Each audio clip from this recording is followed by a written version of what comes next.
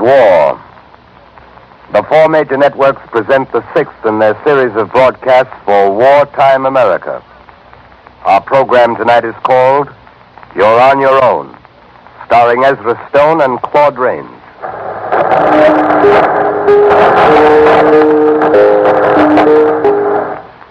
Those are the German radio chimes, meaning stand by. Big stuff coming.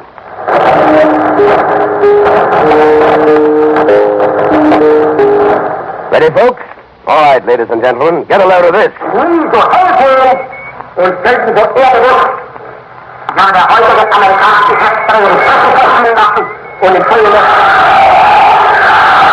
That's Schicklgruber of Berchtesgaden explaining how he would have been in Moscow 6 months ago, except for the fact that a couple of dozen annihilated Russian armies didn't stay annihilated. And get this. È meglio vivere un giorno da leone 600 anni da pecora. That is the Roman wonder, Musso the Terrible, who says Italians live like lions. They do all right, only in cages. And here's another. 法律は人を選ばず辛抱する気に金がなる噂をすれば影がさす止めどったものは昼間選べ That is General Homer. Don't mind him. He's just saying about how maybe it would be a good idea if he were to commit harry-carry. Seems things haven't been going too well with the rising sun on the peninsula of Bataan. And this, ladies and gentlemen, is me. I'm Ed Bascom. Works for the government in Washington, D.C. Work in a place called the Department of People's Interests. It's a pretty busy place, and it's getting busier by the hour. I could give you an idea of how busy it is with the way it sounds there. And although I might be exaggerating a little for purposes of dramatic license, you get the idea. Well, now, take a morning recently in the DPR. Department of Public Interest. Yes, one moment, please. Department of Public Interest. Yes, go ahead, please. You're connected. Listen, send it on to Bascom. Also, be sure to get that folder on priorities back from Marshbank, and let me see the guys. Yes? Bascom. Yes? Here's a report on the 6 Midwestern states. 18% believe they're doing all they can. 4% believe that the war effort is not up to schedule. Okay. Mayor Brooksfield, Wisconsin, on long distance, wants to know if government will provide bomb insurance for bombs. I'll make a note of it. Can you talk to him personally? Not now. Bascom, there's a man from Portland, Oregon waiting outside. He wants to turn over the services of 80 draft horses. 80 draft to the government. horses? Do you want Bascom, there's an air raid warden calling from London. Says he's coming to lecture in the southern states on fire protection and wants an okay on Clipper passes. We'll take the horses. Write a letter on the insurance matter. Okay for the warden in London. Now, no more calls until 11 because I've got this stack of papers to clear out. By the way, Mortensen, will you, Mr. Jones calling you, Mr. Bascom, on line 5. Jones? Which Jones? Jesse Jones? No, sir. It says his name is Wilbur Jones. Wilbur? Of Maplewood. Oh, Wilbur Jones. The average American citizen. Well, I want to talk to him. Put him on. Quiet, everybody, please. Wilbur Jones on the line. Quiet. Hello. Hello. Oh, hello, Jones. Yeah? Huh? You what? You want to know what you can do? Oh, for the war. Been bothering you, you say? Well, I'll tell you what I'll do. I'll fly right out. Washington ring, you're waiting. What, Jones? I can't hear you. Staff meeting at 3 o'clock. Just a second, Jones. Quiet, will you, please? Quiet. Quiet. This is an important man, Wilbur Jones, average American. Yeah, I met him once on a smoking car. I got to see him right away. Jones can't wait forever. Hello, Jones? Jones? No, I said fly right out. Tonight? Sure. Okay. Well, dinner? Well, that's mighty nice of you. Sure, you bet. Okay. Goodbye.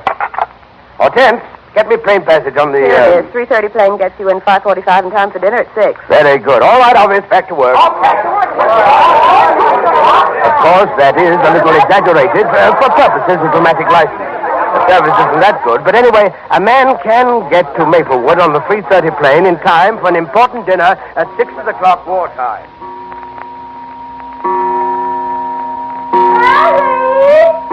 Excuse me, Mr. Bascom. Harry! Come on down now. You're holding up dinner. Well, you feel ready to tackle a good meal, Mr. Bascom? Yes, Jones. This is going to be my first home-cooked meal in, garden of coffee and a sandwich on a This blotter is all I can remember. Why so, Biscuit? I'm sorry I kept you waiting. I was looking over my athletic medals. All right, now, Harry, sit down. No kidding. Did you really come all the way from Washington just to see us Joneses? Oh, do you know anybody more important? Well, sit down. Sit right down now, Mr. Bascom. Things will get cold. The way... Right here. Everything Stretching over. Looks good. You wash your hands, Harry? All right. Yeah, I'd like to... Help yourself. Thanks. Like a couple of ladles with gravy. Oh, you did it. Well, how goes the war? Well, that's just what I was going to ask you folks. That's what I came out for. I want to know how you're getting along. We kind of thought maybe you could sort of tell us a few things about the war. Well, maybe I can. By first, thanks. Are you in civilian defense? Yes, I signed up. Wanted to be a volunteer auxiliary policeman, but I got a bad back. Yeah, I see the lot next door is plowed up. Yours? It'll be mine when the weeds start growing. I guess we'll all You have to do all don't the plan work. to use much fertilizer, do you?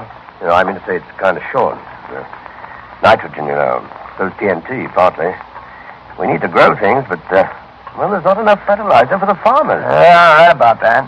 No. Lot next door's lain fallow for 17 years. She'll produce without a sack of fertilizer. Well, now, look, if I seem to be prying, No. Go right ahead. Thanks. They're sharing your car? Yeah, alternate. There's 2 miles to the Power and Light Company. Won't you help yourself? Ned Davis and Joe Harrison, Bill Best and I double up. You might say we quadruple up. What are you doing, Harry? Nothing. Not really. I shop for Mom on my bike. Cart around the stuff the women share. Sewing machines, vacuum cleaners, things for sick people like sun lamps. Is it really true that every time a person buys a sun lamp they could borrow, it means one less headlight on a Jeep? That's about the size of it. But I'm going to chuck it soon. I'll be 18 next February. Dad, you said you couldn't decide. Can't I ask Mr. Bascom? No, Harry. Can't I, when we got the government right in our dining room, practically? Oh, now, Harry, Mr. Bascom is not... Harry is pretty good in science, Mr. Bascom. Getting a scholarship to state. May not look like a chemist now, but someday... First it was convoys, then Hawaii, then Bataan, they're and the wonderful. Dutch. All over those islands with the crazy You put them up and names. then get them But out. I sit here. They took Chubby Waters. He was only a guard, and I'm captain and fullback. And next year, Who took Chubby Waters? the Navy, the United States Navy. For all I know, Chubby is with MacArthur by now, and me going for the laundry.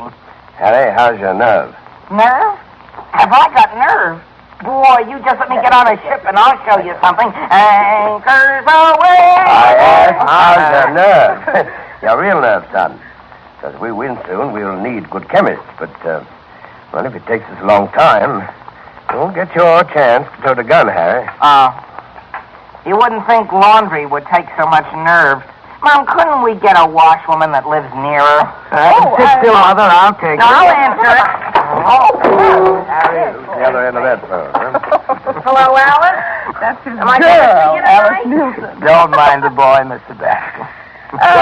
We do what we can, Mr. Bascom. Wilbur works as a repairman, free, on house equipment, since he can't be an auxiliary policeman. By no means. Why, men want to fiddle around all night with flashlights, anyhow. Well, it'd be kind of different if Hitler started to call the signals. You've got 5 war production plants in Maplewood. Alice, that's absolutely the most atrocious... What was his name? Wilbur... Oh, that punk. Wilbur thinks it's going to be a long war, and everything has to last. Lately, I've even seen him pound rusty nails straight. You think it's going to be long, eh? I do. I wouldn't do it, Alice, not under any circumstances. Movies are one thing, a hayride is another. More pie, Mr. Oh, I Bascom. couldn't thanks, no. Jonesy, just that pie makes you a lucky man. Well, I'm surprised, to say the very least. You had a blackout yet? Blackout, I should say so. Wilbur's built practically a fort in the cellar. I told Wilbur that if the Oak Street Church was dropped on our house from 5 miles up, that cave wouldn't even shake.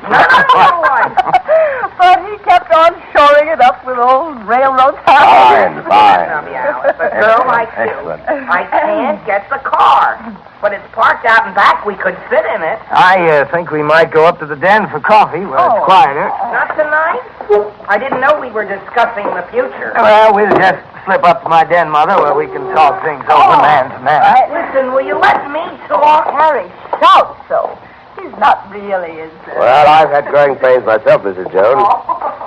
Hey, it looks to me like you're doing things right here in Maplewood. Well, what we find out about. A lot more we could do, though, Mr. Bascom. Well, that's what you say. I don't really think it matters one iota, or even the iota. You know, people around here are used to work. I wouldn't say they enjoy the idea of going to war again. Just go right through that door and on up. Isn't much of a den. It's a walled-off part of the attic, actually. Yes, people were dead set against it till those assorted, clay-faced, backstabbing, dirty pygmies... right in there. Nice place. You get the buck? Mm-hmm. Before I was married. A bunch of us went to Canada. Take the Navajo chair, Mr. Baskin. Say, would you like a spot? I got a bottle of stuff here. I don't use much. The old lady'd have a fit. No, thanks, no. I've been on the wagon since December the 7th. Oh. Now, if it isn't asking too much, Mr. Bascom... How about calling me Ed? Well, Ed. You know, that's what the president called me. The only time we ever met. If he can, you can. Oh, all right, Ed. That suits me fine. Now, Ed, man to man, just between these four walls, how are things going? How's it going to turn out? Well, Jonesy, it's not going so good. You mean you think we could lose? Well, that's up to you, Jonesy. Well, up to me? How do you figure that out? Well, now, look. What's that? Harry practicing the bugle practices a half hour every night. I'll close the door. You want to know how the winning of the war is up to you? Yeah. Well, for one thing, you know, it all depends almost as much on how you fight as on how the men in the field fight. Also depends on who you fight. You know, whether you fight the government instead of Germany, or the labor unions instead of the Japs, or your neighbors instead of Mussolini. You know, there are some people who are still not too sure they want to win this war. You mean Americans? Yes, sir. Now, let me give you an idea what you're up against. Just follow me in your imagination to a big city, a big building in the city, a room in a tower, newspaper office, but not noisy, because this is the editor-in-chief, the publisher, dictating an editorial for tomorrow's paper. Paragraph. The present situation in the Orient is so complex and full of amazing possibilities that we are almost led to wonder whether an arrangement between Japan and Russia could not be made under cover at the expense of India. Period.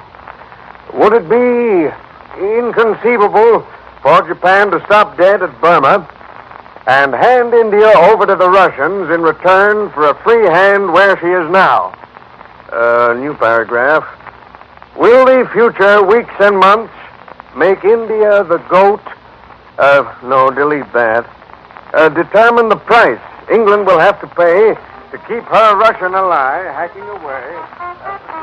Well, that's the kind of poison this guy is pumping out on his big presses and feeding his chain papers with, too.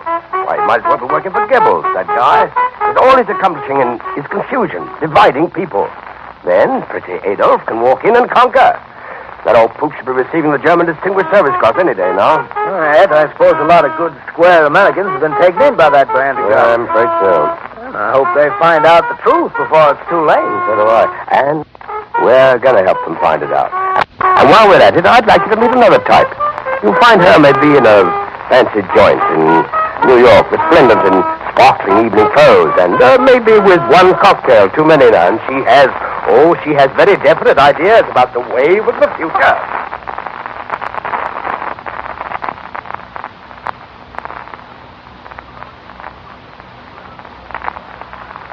Mussolini was efficient, wasn't he?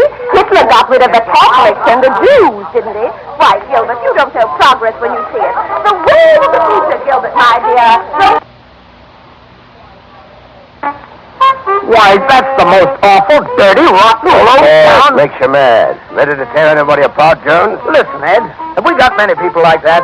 Aren't most of them trying like you and me? Trying, Jonesy? You bet. Now, if you want to hear about them... Well, sure I want to. Who wouldn't? Then you listen to this, Jonesy. You listen to this.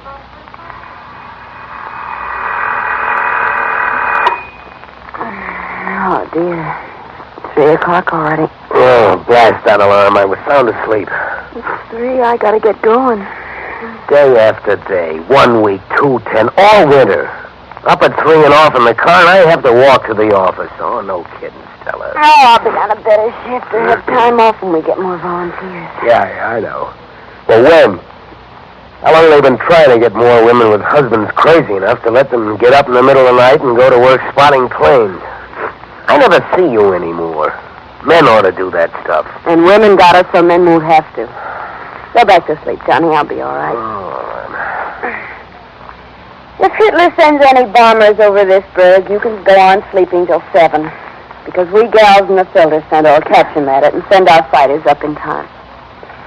So long, Johnny. So long, Stell. Win the war. That's the woman volunteer in the Air Raid Report Service in the Filter Center. Now, here, off the coast of Maine, you'll find some other people on the job.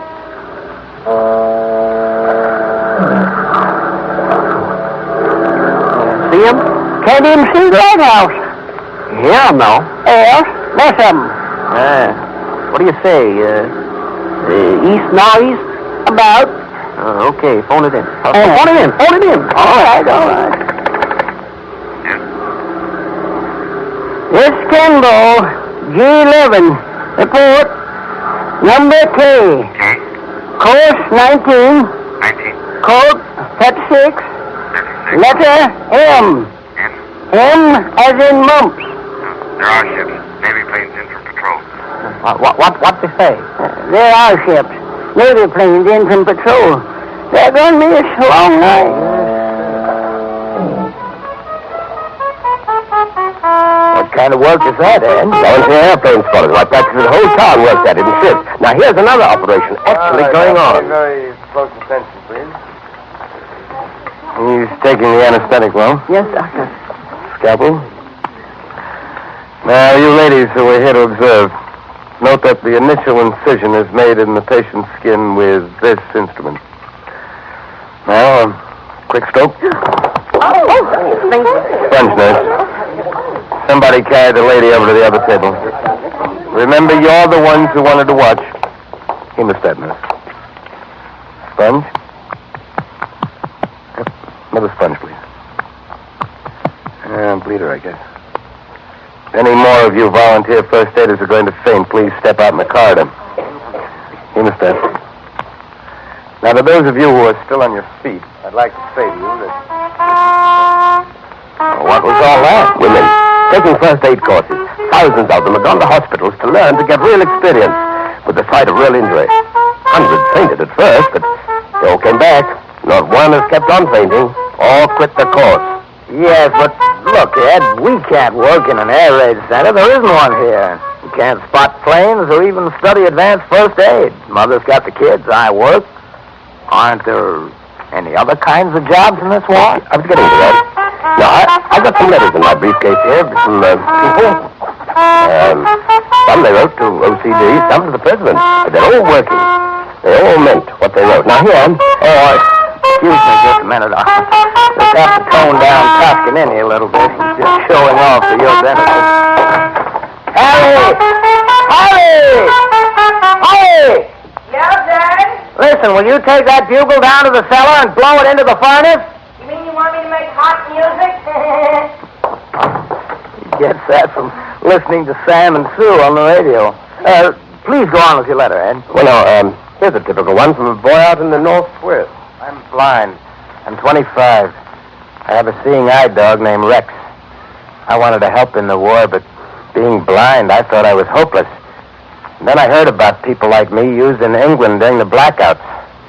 To Rex and me, blackout is the same as daylight. We guide people. One woman says I saved her from being run over. I'm very happy about this. And listen to this Polish woman. I have 9 children. We know what has happened to Poland. We do not wish this to happen to our new country.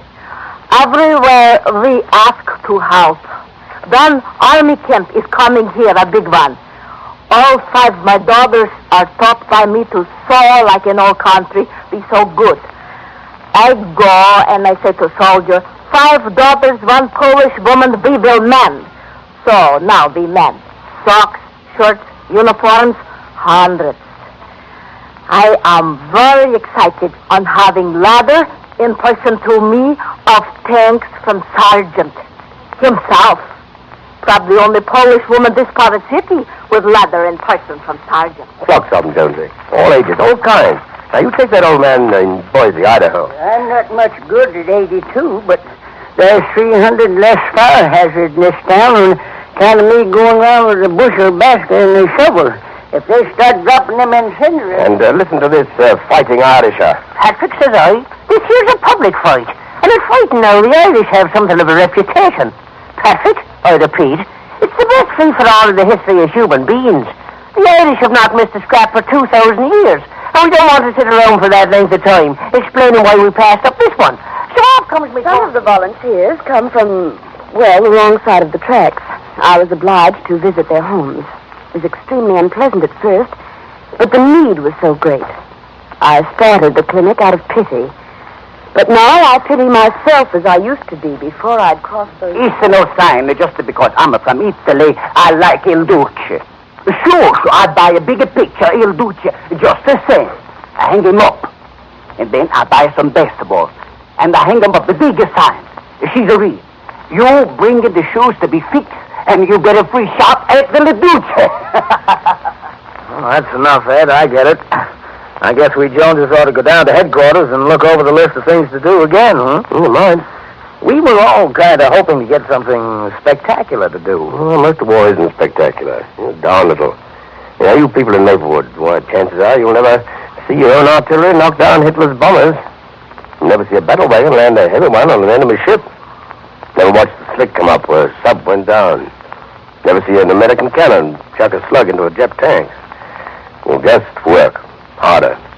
And when you watch that suit get shabbier, Mrs., well, she won't have many permanents. No stockings. Food in the table grow a little less fancy. That's war, Jonesy. That's being a civilian of war. No fun. And plenty of no fun. Yeah? Well, there's something to think about. Well, Jonesy, I think I'd better be going. Oh, can't you stay over? The spare room. I wish I could. I've got to catch that 9 o'clock. Well, I'll call the folks. Mind that beam. Yes, I'm sure going to think about all you've said tonight, Ed. I'm mighty appreciative of your taking the trouble to come off. Helen! Harry!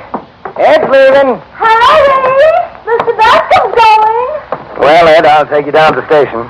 Help you on with your coat? Thanks, son. The devil is Harry. I was upstairs. Right now, you're standing on my foot. I thought it was the rug. Mr. Bascom, did you hear my bugle playing? Do you think I could bugle on a battleship by any chance? It should be okay for Reveille anyhow. You stay with that chemistry, Hattie, and the laundry. Well, if that's what the government insists on.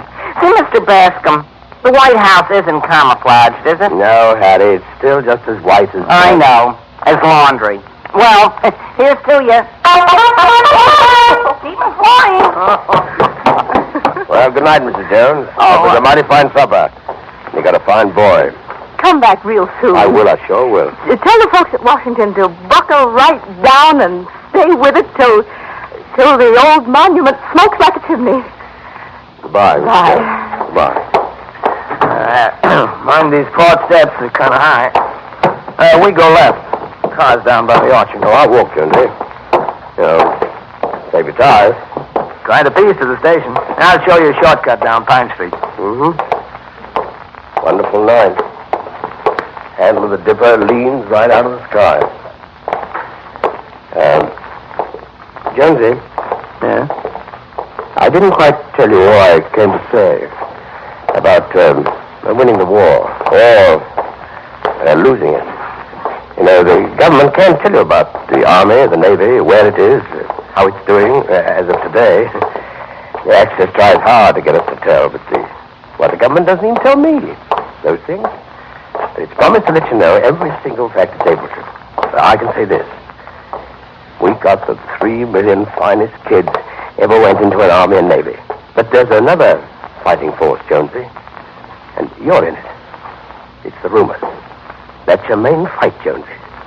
The enemy's trying more than anything else to shake your nerve, make you suspicious, confuse your thoughts, chase away your ideals, and your courage. Now, the Army can't fight that, Jonesy. Or the Navy, or the Air Corps. You gotta. You gotta fight the dirtiest, slickest propaganda on earth. Now, if they can mess up your common sense, they'll move right in afterwards with their whole army. You can lick Goebbels and his lunatic makers, Jonesy. Just remember who you are. An American. Remember how far America's come in 160 years. That's all. Stick your chin up when you hear the rumors. The wisecracks that try to make you mad at other Americans. And when you lift your chin, put in your gut. You belong to the Army, too. I belong to the Army? You. All the Joneses. You know, the Joneses have gotten in all the wars, but never before in this kind. You, Jonesy. On your own. 24 hours a day. On your own. Against slick German professors who've studied you like a bug for 40 years. You know, they've studied you till they know which hand you shake your salt with. Studied your fears, studied your faults, studied your hopes. What kind of powder you got for that kind of fighting, Jonesy? Can you take it? I guess so, Ed. I guess I can. You know, you've got the most important kind of ammunition, Jonesy. You're free. Decent. The whole darn 3 million plus square miles is yours. Adolf Hitler never drew a breath of free air or walked in the street of a country the people governed. Why, you do it all day. Don't lead with your chin. But, Jonesy, keep it high. I get you. Well, from here you just cross the track. Yeah. Well, thanks. Oh, remember, you belong to the Army, too. So fight. So long, Jonesy. Night, Ed. Stay with it, Ed.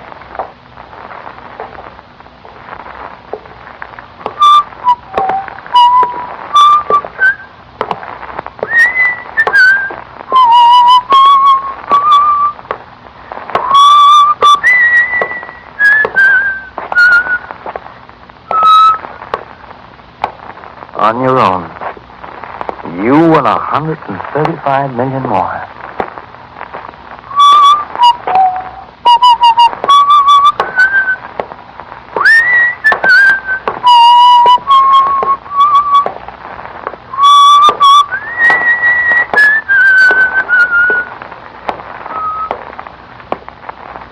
You belong to the Army, too.